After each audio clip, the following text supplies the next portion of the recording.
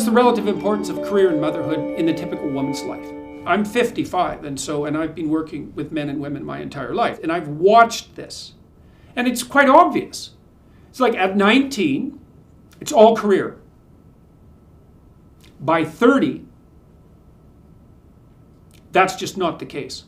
It's not the case. I don't know if I've seen a single woman who I didn't think had a psychological problem, who hadn't seriously flipped in their attitude towards the balance of family and career by the time they were 30. And then you see lots of women who at 40 haven't had kids and perhaps wanted to, and that's not a pleasant situation. I was talking to a woman who is about 39, a professional woman, attractive, well put together, competent, well educated, successful in her profession, unmarried, in a relationship with an older guy, but unmarried, and desperate to have a child.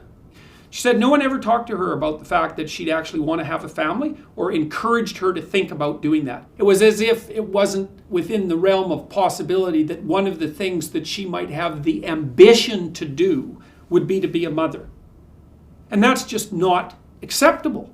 And it was like she woke up in her late 30s and thought, well, the first thing she thought was, this profession of mine is actually nowhere near as comprehensively fulfilling as the advertisements claimed, which is something that virtually everyone discovers as they move forward in their professional career.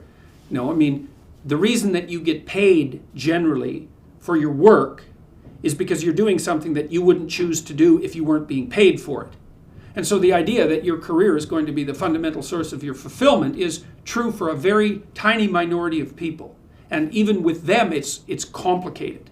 So she was tearful and upset about the fact that it took her so long to discover that there were other important dimensions to life, and that motherhood turns out to be, well, how many things do you do in your life that are fundamental, right? You have a career and your education, so that would be part of your career development. That's part of what makes you generally useful in society and perhaps a place that you find some meaning and purpose. You have your friends, you have your family, like your parents and your siblings and so forth. You have your kids, you have your relationship. That's it. There's 4 things. Now, you can expand that to some degree. You can have, maybe you're creative and you make good use of your personal time. There's other factors that aren't trivial, but those 4 things are canonically important. You miss one of them, and you're going to pay for it.